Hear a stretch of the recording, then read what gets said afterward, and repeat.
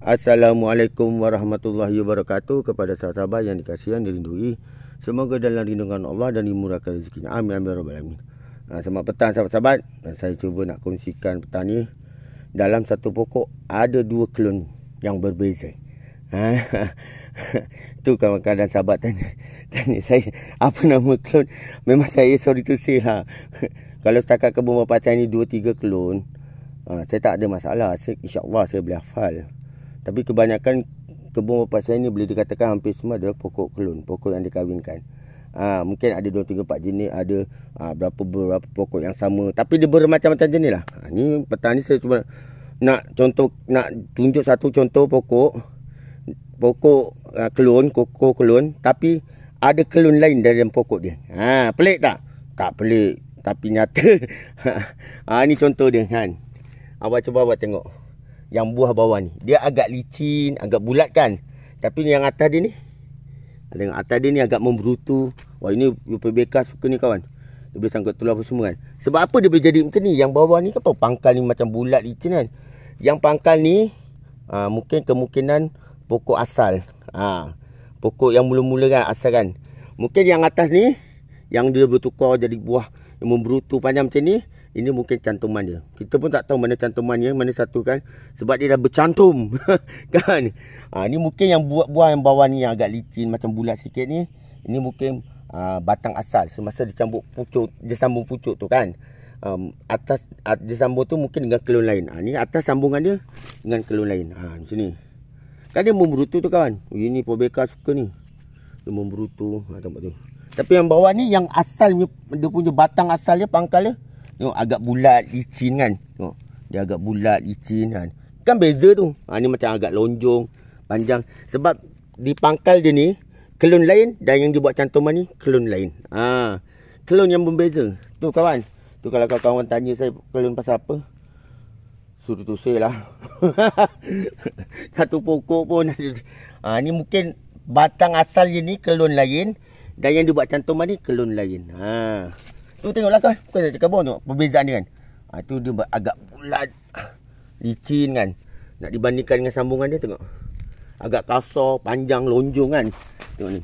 Agak kasar, panjang. Ini POBK suka. Ni POBK senang serang ni.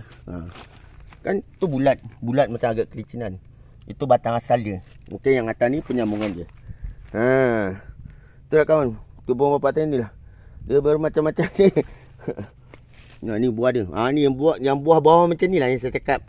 Yang mudah kena buah hitam. Buah bawah macam ni kan. Kalau musim hujan ni mudah sangat kena buah hitam ni. Buah bawah macam ni. Tengok berlainsor atas tanah. Sebab pokok koko ni, dia punya buah daripada pangkal sampai ke ujung-ujung dia pun ada ni. Ni tengok, ni soto cantul paling dekat lah. Tengok ni kan. Ni kan dia membrutu. POBK boleh sangkut ni. Membrutu, lepas tu lonjong panjang kan. Cuba kita tengok batang asal dia. Batang asal dia. Ni buah batang asal dia. Bulat dan agak kelicinan. Licin sikit lah, agak licin. Dan bulat. Itu mungkin batang asal dia. Lepas tu dia buat cantuman ni. Itulah. Tu kadang-kadang saya cakap. Sekarang terkejut, saya pernah tengok ada satu kebun hamba Allah tu kat mana, saya pun lupa. Dalam satu pokok koko dia kawan, bermacam-macam jenis klon loh. Dicantum sana, cantum sini. Ada koko merah, koko macam-macam. Sebab koko ni, kalau macam kita cantum kat pangkal macam ni kan, itu nak buat pemulihan. Kalau kita nak buat beraneka versi, bermacam-macam jenis koko kan, kita buatlah cantuman kat sini. Cantuman kat sini pun boleh. Buat cantuman kat sini pun boleh. Buat kat sini pun boleh. Buat kat sini pun boleh.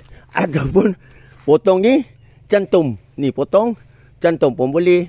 Kita nanti, tapi cantum dengan klon yang beza. Nanti ada klon yang warna merah lah. Ada klon warna hijau, bulat, licin. Dalam satu pokok.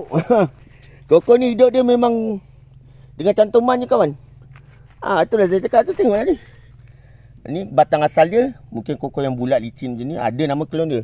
Tapi penyambungan dia tengok, dia agak kasar dan agak panjang sedikit. Serupa tapi tak sama. Dalam satu pokok ada dua jenis klon.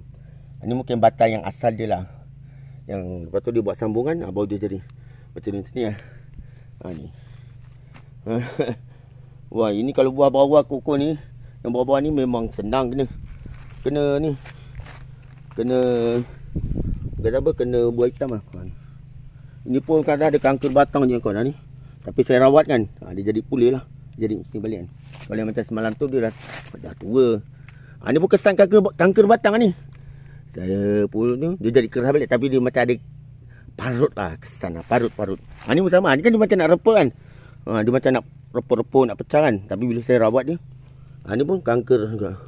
Tapi sikit kita boleh rawat kan. Ni kan dia lama-lama dia jadi basah, rumput dia akan jadi pecah-pecah macam ni. Nanti dia akan makan. Habis lah.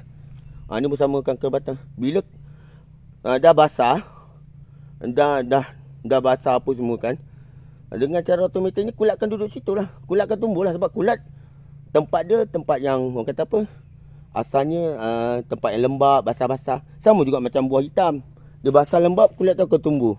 Bila batang tu dah basah, dah reput, mulalah binatang-binatang tumpang kaki kan, sekaki kan. Dia korek lubang tu apa semua, duduk dalam tu kan apa semua kan. Dah lah orang tu sakit, tambah sakit dia buat ni. Ni semua kesan-kesan kanker batang lah, tapi dapat dirawat. Tu. Tapi dia ada kesan sikit lah, kesan luka. Tu. Okey lah kawan, itulah saya nak kongsikan 2 kelun pokok yang berbeza tetapi dalam satu pokok. Mungkin yang pangkal asalnya ni koko kelun lain, yang dia buat cantum ni koko lain. Koko lain lah. Kelun lain lah. Jangan tanya saya pasal kelun apa. Saya pening. Satu pokok pun ada 2 jenis kelun ni. Jangan tanya. Maaf tu sih. Okeylah sahabat, sampai situ je lah. Jika ada tersalah info, tersalah kata, saya mohon maaf. Dari hujung rambut sampai hujung kepala. Saya daripada hujung sampai hujung kepala pula. Daripada hujung rambut sampai hujung kaki.